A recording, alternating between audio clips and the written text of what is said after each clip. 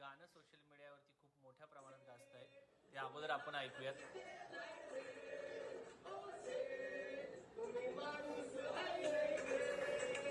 जिथं तिथं चर्चा तुमची हो झाली, नावाला तुमच्या डिमांड आली. जिथं तिथं चर्चा तुमची हो झाली, नावाला तुमच्या डिमांड आली. ओ शेठ, तुम्ही नादच केलाय ते.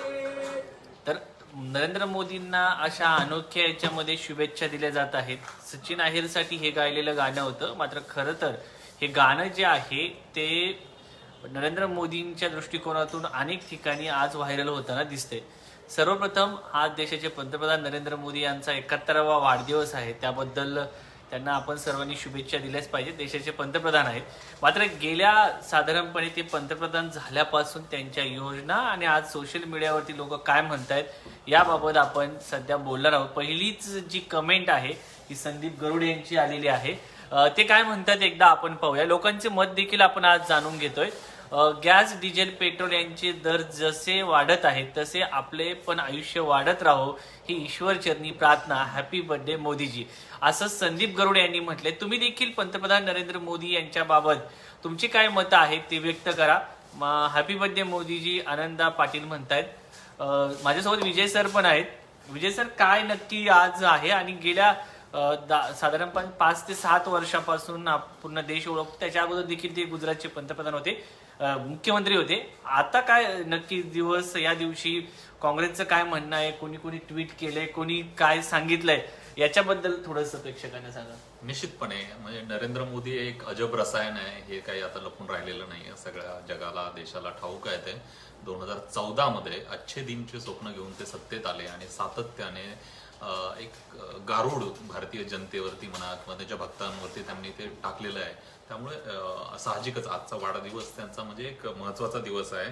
आणि जर राजकीय दृष्ट्या पाहिलं गेलं तर भाजपने आज समर्पण दिवस म्हणून घोषित केलेला आहे. ठिकठिकाणी प्रत्येक राज्यामध्ये नियोजन केलेलं आहे. अनेक भाजपच्या कार्यालयांमधून पत्र जाणार आहेत मोदींसाठी आणि रक्तदान शिबिर, त्याच्यानंतर अभियान आहे. हे खरं म्हणजे ते योगायोग. आणि मोदींचं कसं आहे की ते आकड्यांमध्ये फार विश्वास ठेवतात. एक जुगाड म्हणजे त्यातलं असतं की 7 ऑक्टोबर रोजीच याचा शेवट होणार आहे या अभियानाचा. कारण की 7 ऑक्टोबर रोजी 20 वर्षापूर्वी मोदी मुख्यमंत्री झाले होते. म्हणजे हा योगायोग साधला गेलेला आहे आणि एक जंगी तयारी आहे. भाजपने 4 सदस्यीय समिती देखील गठीत केली आहे. देशभर कार्यक्रम आज सुरू आहे. रक्तदान शिबिर आहे, मोदींच्या जीवनावर प्रदर्शनं आहेत आणि पोस्टकार्ड लाखोच्या संख्येने सगळे जाणार आहेत. म्हणजे जम्मू काश्मीर पासून तर कन्याकुमारी पर्यंत जंगी तयारी आहे. ही तयारी एका बाजूला भाजपची असताना काँग्रेसही मागे पडलेलं नाहीये. काँग्रेसने देखील तयारी केलेली आहे आणि राष्ट्रीय बेरोजगार दिवस आज अधिकृतपणे काँग्रेसने जाहीर केलेला आहे. ट्विटरवरती 2 नंबरला हा ट्रेंड आहे. अनएम्प्लॉयमेंट आणि सगळ्या बेरोजगारीच्या प्रश्नावरनं थेट नरेंद्र मोदींना त्यांनी शुभेच्छा दिलेल्या आहेत. हे अनोख्या शुभेच्छा आहे. राहुल गांधीची शुभेच्छा जर पाहिली तर हॅपी बर्थडे मोदीजी, अशा पद्धतीच्या शुभेच्छा आहे. त्याच्यापुढे काही कमेंट्स नाहीत. अशा पद्धतीने राजकीय दृष्ट्या मोदींचा वाढदिवस साजरा होत आहे. निश्चित. आता एक सुमित म्हणून मी आहेत, त्यांनी म्हटले की 108 म्हणजे 108 रुपीज लिटर पेट्रोल अच्छे दिन. लोहारे अमोल म्हणतायत की हॅपी बर्थडे 15 लाख.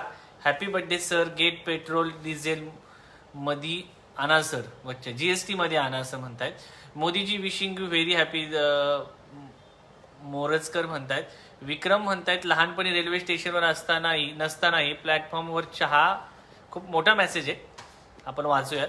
चहा विकणाऱ्या, 35 वर्ष भीक मागून पोट भरणाऱ्या, ईमेलचा शोध लागण्यापूर्वीच ईमेल करणाऱ्या, परदेशातून काळा पैसा परत आणायचे स्वप्न दाखवून अनेकदा विश्वभ्रमण करणाऱ्या, 15 लाख खात्यात टाकायचे स्वप्न दाखवून PM केअर फंडातून पैसे मागणाऱ्या, 5 ट्रिलियन GDPची स्वप्न दाखवून 23.9 वर GDP नेणाऱ्या, मायनस GDP हा नेणाऱ्या, 2 कोटी रोजगारांचे स्वप्न दाखवून 21 कोटी बेरोजगार करणाऱ्या, बुलेट ट्रेनचे स्वप्न दाखवून भारतीय रेल्वे विकायला काढणाऱ्या, देशात 100 न दिसणाऱ्या स्मार्ट सिटी निर्माण करणाऱ्या अशा सत्यवादी प्रधानमंत्री परमपूज्य नरेंद्र मोदीजी यांना वाढदिवसाच्या हार्दिक, आता मी म्हणू नाही शकत, त्यांचा हा वाढदिवस अखंड देशात एक पर्व बनून आला आहे.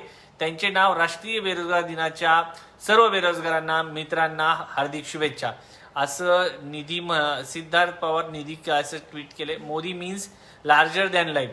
राष्ट्रीय बेरोजगार दिवस पण काही लोकांचं म्हणणं आहे. अमित भोले यांनी सेम ट्विट केलंय, लहानपणी स्टेशनवर नसतानाही ईमेलचा शोध लागताना वैभव राईत हा मन की बात असं विशाल कोटर म्हणतायत. तर ह्या कमेंट आम्ही वाचत जाणार आहे, कारण तुमचं काय मत आहे पंतप्रधान नरेंद्र मोदी यांच्याबाबत ते देखील व्यक्त करा. आता नरेंद्र मोदी यांच्याबाबत जे अखंड पनौती दिवस म्हणून एक देखील ट्विट आहे. फजल नाईक म्हणतात बेरोजगार दिवस, पण इकडे जर पाहिलं तर अखंड पनौती दिवस म्हणून देखील एक टॉपला ट्रेंड सुरू आहे आणि मोठ्या प्रमाणात लोक याच्यावरती बोलत आहेत.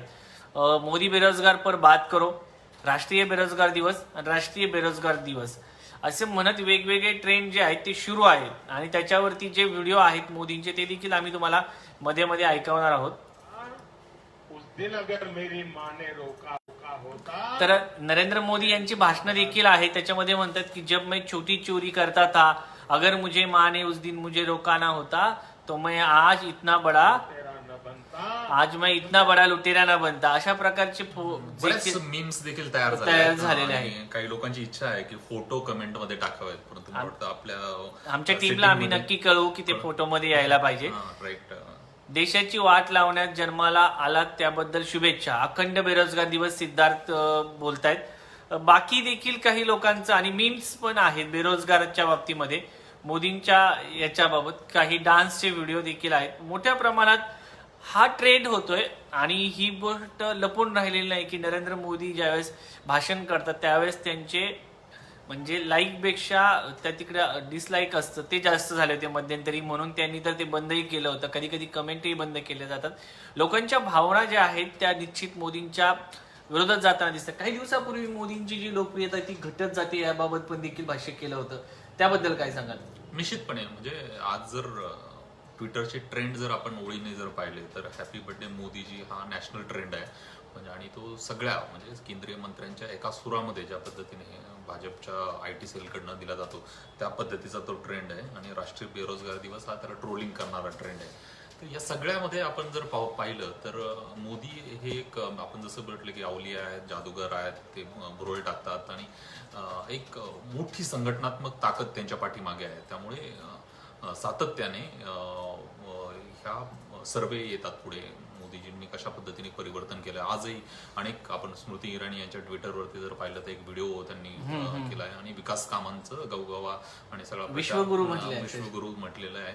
तर ह्या सगळ्या गोष्टी जर आपण पाहिल्या तर भाजपची ती यंत्रणा आणि मोदी आज त्याचा रोल मॉडेल म्हणून पुढे मांडण्यात येत आहे. आणि सातत्याने जशी त्यांच्या प्रसिद्धी कमी झाली किंवा त्यांना आता जास्त ते प्रचारात नाही येत अशा पद्धतीचा जरी सर्वे आला तर निश्चितपणे त्याच्या करेक्टिव्ह मेजर्स भाजप आणि त्यांची IT सेल त्यांच्या यंत्रणा निश्चितपणे येत असतात. आज जो देशभर एक मोठा कार्यक्रम होतोय तो देखील एक लार्जर दॅन इमेज करण्याचा प्रयत्न आहे. आणि मला वाटतं असे वाढदिवस आता ते भविष्यात कदाचित पंतप्रधान नसतीलही त्यावेळेसही निश्चितपणे भाजप आणि त्यांचे भक्त साजरा करतील असं आपल्याला वाटतं. आता काही कमेंट पण घेतोय. शैलेश काळे म्हणतायत की देश विकणारे पंतप्रधान आमच्या नशिबी आले, तरीही त्यांना वाढदिवसाच्या शुभेच्छा.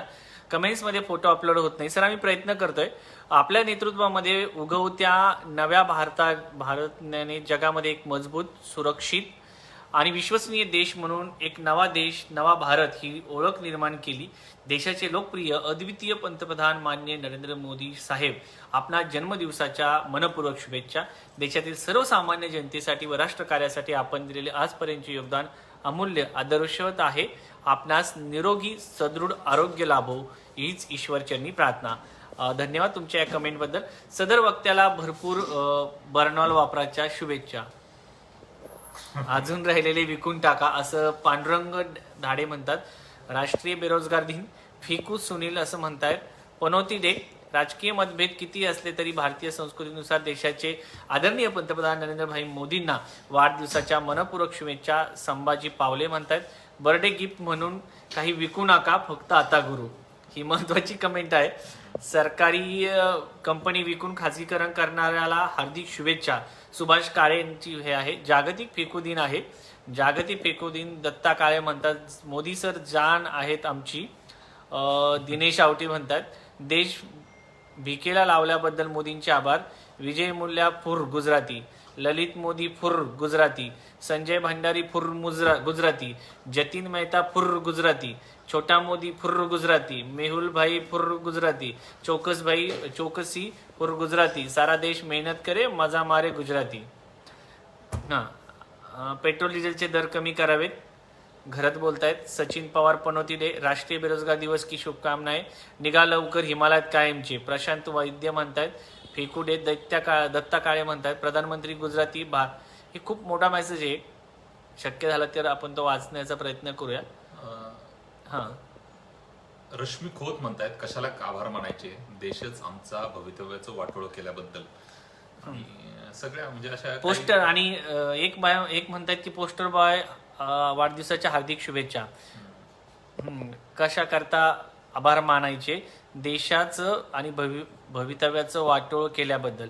देशाला धर्मपंथांच्या विचारात टाकून युवकांना दिशाहीन करत विकासापासून दूर. मात्र तर अशा वेगवेगळ्या रोज शिव्या घालतो, आज सुट्टी. तर अशा वेगवेगळ्या कमेंट आहेत. मोदी हटो, देश बचाव, बेरोजगार मुक्त भारत बनू. लोकांच्या पंतप्रधानांबद्दल काय कमेंट आहेत, विचार आहेत, हे आम्ही सांगतोय. हॅपी बर्थडे साहेब, राष्ट्रीय बेरोजगार दिवस जाहीर करा. राष्ट्रीय पनौती दिनाच्या तमाम भक्तांना मनपूर्वक शुभेच्छा. वाढदिवसाच्या हार्दिक शुभेच्छा. आम्हाला पार्टी कधी देणार मोदी साहेब, साल्विन म्हणतात. होय माननीय नरेंद्र मोदी यांना वाढदिवसाच्या हार्दिक शुभेच्छा. विलास पाटील म्हणते हाच तो दिवस ज्या दिवशी देशात तोंडाने पाणी पिऊन डोळ्यातून पाणी काढणारा जादूगार जन्माला आला. ठीक आहे. किरण म्हणतायत, आम्ही असं नाही म्हणू शकत किरणजी, तुमची कमेंट आहे. चौकीदार ही चोर आहे, आमचा निरोप पोहोचा मोदींपर्यंत. नगीत मोरे म्हणतायत. अजय काय म्हणतायत, मोदींना 6 वर्षात घेतलेल्या चुकीच्या निर्णयाची खूप कमेंट येत आहेत. घेतलेल्या इव्हेंटची यादी तयार केली आहे, एकदा नजर मारा. एअरपोर्ट विकले, रेल्वेचे खाजगीकरण, BSNL मोडीत काढली, बँकांचे एकत्रीकरण करून रोजगार घटवला, ONGC करीत असलेले 95% काम रिलायन्सला दिले, फेल गेलेल्या नोटाबंदी 139 लोकांना जीव गमावा लागला. आता कुमार गायक म्हणतात, बायको नसलेल्या माणसाला घर पोलीस सुद्धा भाड्याने देत नाही, आपण देश तिला भोगावे तर लागणार ना. Happy birthday Modi. बरं, आता नंतर कोण कहता है कि झूठ उम्र नहीं होती, आज पूरे 71 साल की हो गई है. धन्यवाद मोदी साहब असं म्हटलंय. सरकारी कंपन्या विकून युवकांना बेरोजगार करणाऱ्या फेकू दिनाच्या हार्दिक शुभेच्छा. जयराज म्हणतात. काही विशेष तुम्ही अशा कमेंट करताय ते ठीक आहे, पण एक विशिष्ट म्हणजे त्याच्यामधून काहीतरी समोर आलं पाहिजे, मुद्दा असा असला पाहिजे की जे मोदींनी करायला पाहिजे, किंवा मोदींकडनं चुकलंय, किंवा मोदींची ही गोष्ट चांगली आहे, अशा देखील कमेंट केल्या तर आपल्यासाठी किंवा प्रेक्षकांसाठी अधिक ठीक होईल. कशाबद्दल धन्यवाद नाही काही. पेट्रोल डिझेलचे दर कमी करा, ह्याच वाढदिवसाच्या खूप खूप शुभेच्छा. धन्यवाद, तुमची चांगली कमेंट आहे. रामराज्याचे जनक असं म्हणतायत ठाकूर. युवराज म्हणतायत की देशाला लागलेली नको. काही कमेंट असे असतात की वाचताना मला पण थांबावं लागतं. वाढदिवसाच्या शुभेच्छा, पण आता तरी फेकणे बंद करा आणि विकू नका काही, जमलं तर थोडं काम करा, नाही राजीनामा देऊ, एखादं कॉमेडी शो जॉईन करा. अजयजी म्हणतायत सरदार वल्लभभाई पटेलांच्या पुतळ्याच्या व्यवहारात चीनी कंपनीला 342 कोटी रुपये दिले आणि आपल्या पुतळ्याला 3600 कोटी रुपये लागल्याचे सांगितले. नीरव मोदीला 456 कोटी रुपये रोख रक्कम सोन्याची बिस्किटे घेऊन पळवाट करून दिली. स्वतःच्या मतदारसंघात 40 लाख एकूण लोकसंख्या असताना 42.5 लाख टेस्ट केल्याचे सांगितले. काँग्रेसवर खोटे आरोप करत राहिले, पण सिद्ध एकही केले नाही. नोटाबंदीच्या इव्हेंटसाठी स्वतःच्या 87 वर्षाच्या आईला ATMच्या लाईनमध्ये लावून इव्हेंटद्वारे सहानुभूती मिळवली. ठीक आहे. सागर म्हणतायत की देश युवाओं को राष्ट्रीय बेरोजगार दिवस की खूप खूप बधाइयाँ. ईश्वर आपको पकोड़े का ठेला लगाने का सामर्थ्य प्रदान करे. प्रमोद म्हणतायत पंतप्रधान पदावर असलेल्या पदाचा मान म्हणून माननीय मोदींना शुभेच्छा, पण यापुढे जनतेला जर सुखाने जगावे असे वाटत असेल तर आपण सत्ता नितीन गडकरीकडे सोपवावी, नाहीतर उर्वरित आयुष्य बर्बाद होईल. मोदी शेठ, तुम्हाला वाढदिवसाच्या हार्दिक शुभेच्छा. तुम्ही या 7 वर्षात देशाची काय वाट लावली हे पाहण्यासाठी तुम्हाला दीर्घ आयुष्य लाभो. रोज राष्ट्रीय बेरोजगार दिवस. गटराचा गॅस वापरून चहा बनवायला शिकवल्याबद्दल धन्यवाद शेठ, सागरजी म्हणतायत.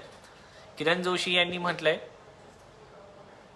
आज आपल्या देशाचे पंतप्रधान सन्माननीय नरेंद्रजी मोदी यांचा जन्मदिवस. देशाच्या पंतप्रधान पदाची शपथ घेतल्यापासून माननीय नरेंद्र मोदी यांनी सातत्याने देशाच्या विकासाचा ध्यास घेतला आहे. विकसित भारत घडवण्यासाठी ठोस पावलं उचलली आहेत.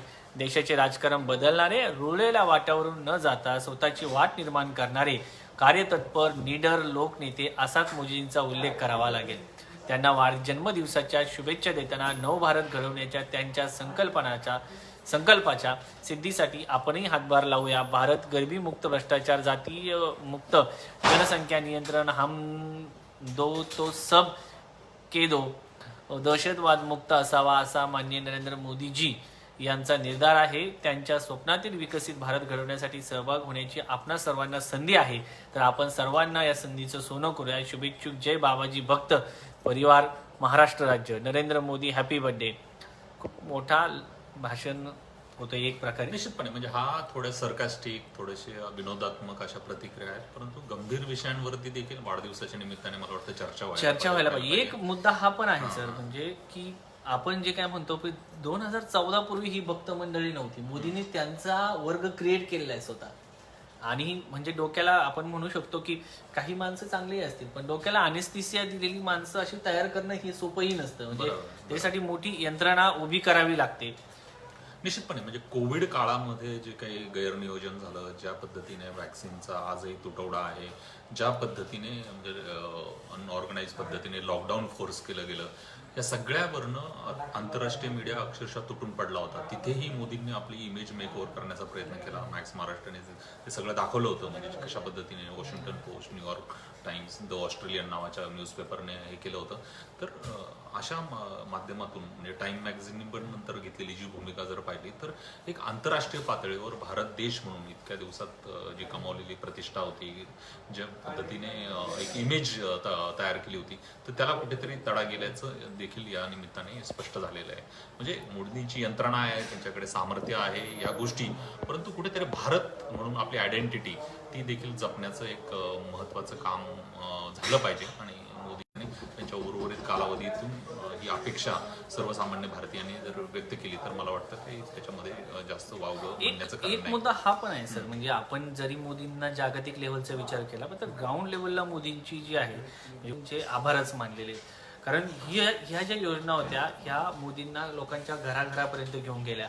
म्हणजे उज्ज्वला गॅस योजनेने मोदींना घराघरापर्यंत पोहोचवलं, महिलांना थेट फायदा झाला. हे आपण नाकारू शकत नाही. म्हणजे मोदींच्या काळातील ही जी योजना आहेत या महत्वाच्या ठरल्या आहेत. म्हणजे घरकुल योजनेमध्ये पण गावागावामध्ये आता घर बनत आहेत.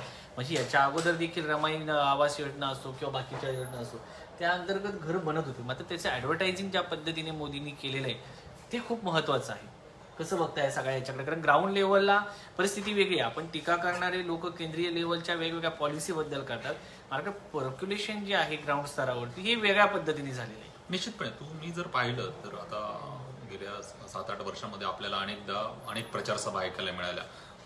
अमित शहा यांची भाषणं ऐकली, नरेंद्र मोदी यांची भाषणं. ते भाषणाची गुंफण अशा पद्धतीने केली, असं की 1000 करोड उज्ज्वला योजना, बेरोजगार के लिए इतना करोड रुपया वगैरे अशा पद्धतीने म्हणजे सातत्याने एक मारा केला जातो तुमच्यावरती की जेणेकरून विकास कामं केली गेलेली आहेत, परंतु मूलभूत प्रश्नांकडे दुर्लक्ष होतं. आज महागाईचा भडका हा सर्वसामान्य जनतेला बसतो आहे. पेट्रोल डिझेलचे दर ज्या पद्धतीने वाढले आहेत त्याबद्दल भक्तही बोलत नाहीत आणि केंद्रीय नेतृत्वही बोलत नाही.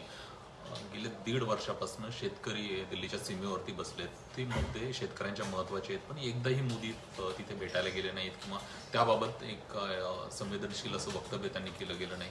फार सिलेक्टिव्ह म्हणजे बलात्काराच्या घटना असतील किंवा महिलांवरील अत्याचारांच्या घटना असतील तर ते सिलेक्टिव्हली ते एक्सप्रेस होतात आणि कुठेतरी ती भाजपची यंत्रणा काम करते का काय अशी देखील शंका नव्हे तर त्याच्यावर शिक्कामोर्तब त्यांच्या वागण्यातून आणि बोलण्यातून येतं हे देखील स्पष्ट आहे. एक याच्यामध्ये हा मुद्दा देखील मांडलेला आहे, म्हणजे मोदीजींच्या ज्या पद्धतीने सेंट्रल लेव्हलला किंवा नेते टीका करतात, ग्राउंड लेवलच्या विषयावरती विरोधी पक्षही पोहोचत नाही.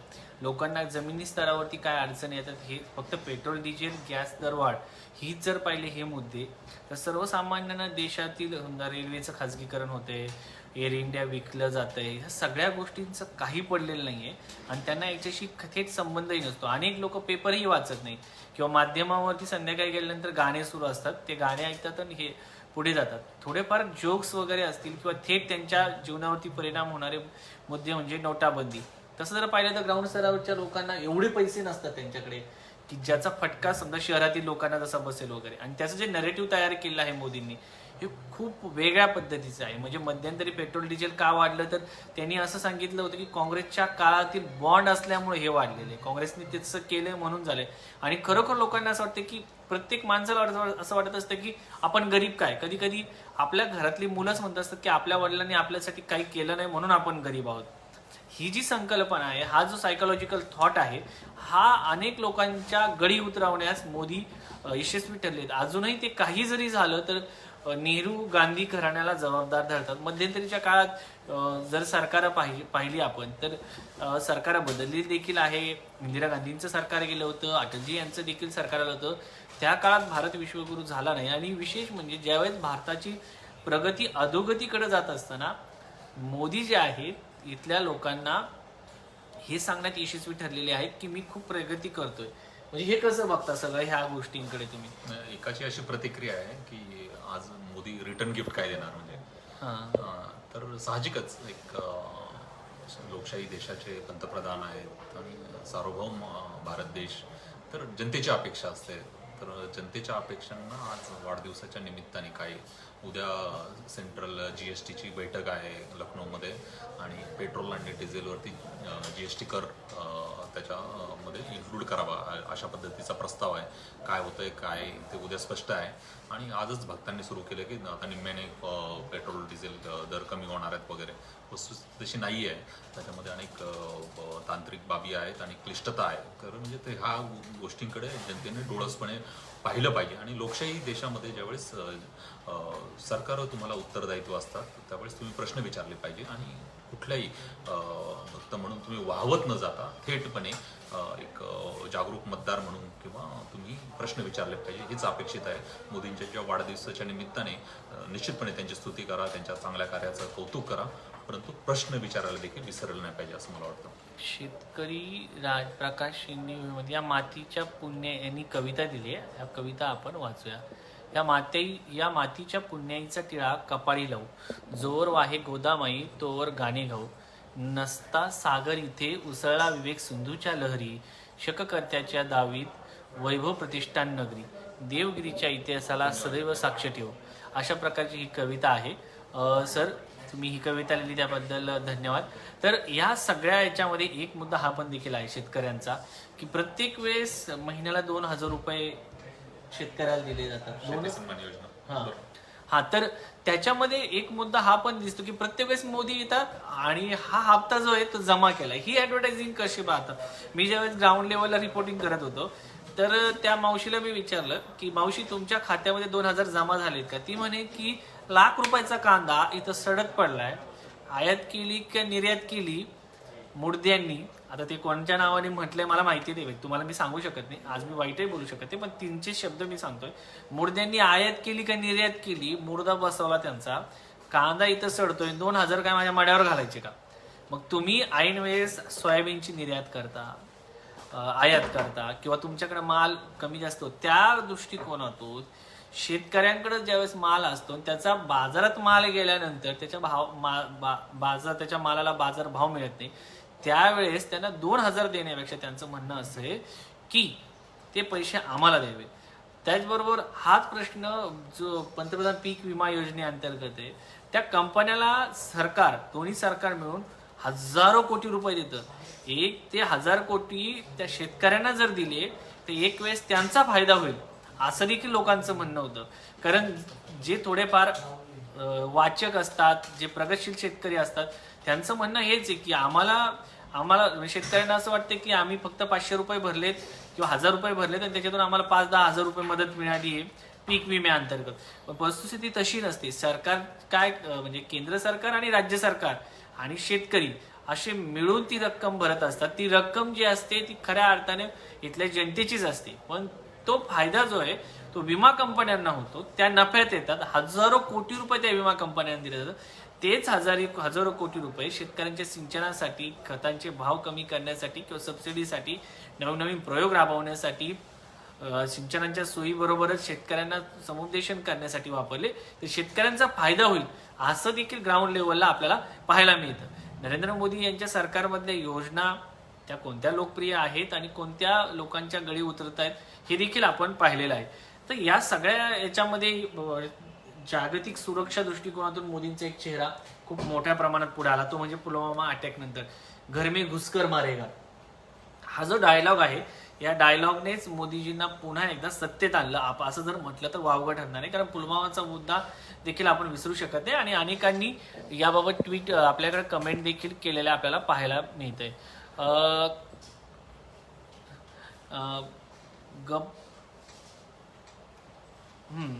अनंत जोशी आहेत, त्यांनी आपल्याला शिव्या घातल्या. धन्यवाद तुमच्या या सगळ्या प्रतिक्रियेबद्दल जोशीजी.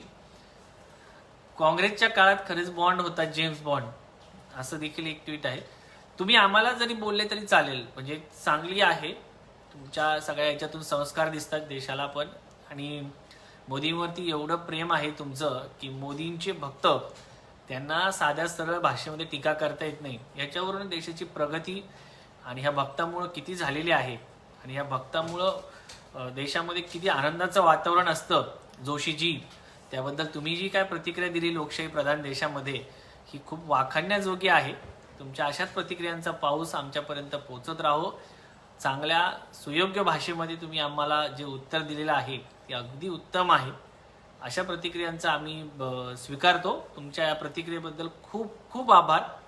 आता जी एक योजना येते आहे NNP म्हणून, जी नॅशनल पाईपलाईन योजना म्हणून स्कीम म्हणून येते, त्याचा थेट परिणाम सर्वसामान्य लोकांपर्यंत होणार नाही, मात्र देशाच्या सगळ्या एकूण जडणघडणीवरती मोठा परिणाम होईल असं देखील बोललं जात आहे. बरोबर.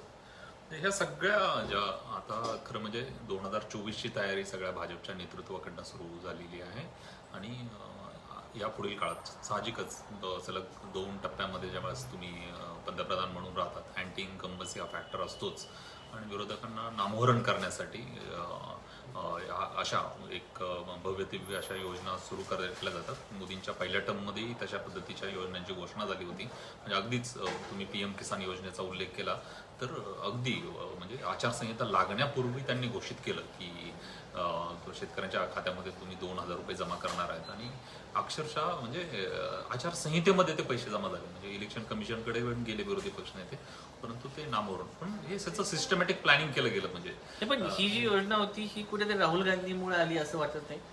राहुल गांधींनी पण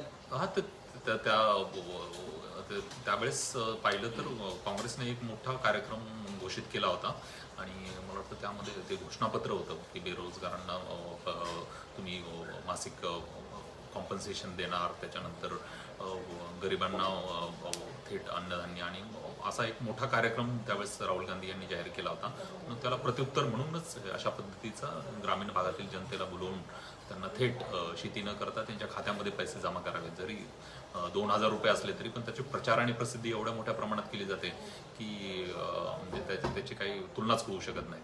अशा पद्धतीचे कार्यक्रम हे येत राहतील आणि मला वाटतं ही 2024ची तयारी आहे. मोदींना अजून किती वाढदिवस पंतप्रधान म्हणून साजरे करायला मिळत आहेत ते देखील आपण पाहणारच आहोत. निश्चित. पण मला असं वाटतं की काँग्रेसने जी योजना जाहीर केली होती त्या योजनेमध्ये रक्कम त्यांनी जी 6,000 ठेवली, ती जर 12-15 ठेवली असती कमीत कमी मोदींनी 4 पर्यंत तरी आले असते. सगळा राजकीय खेळ आहे.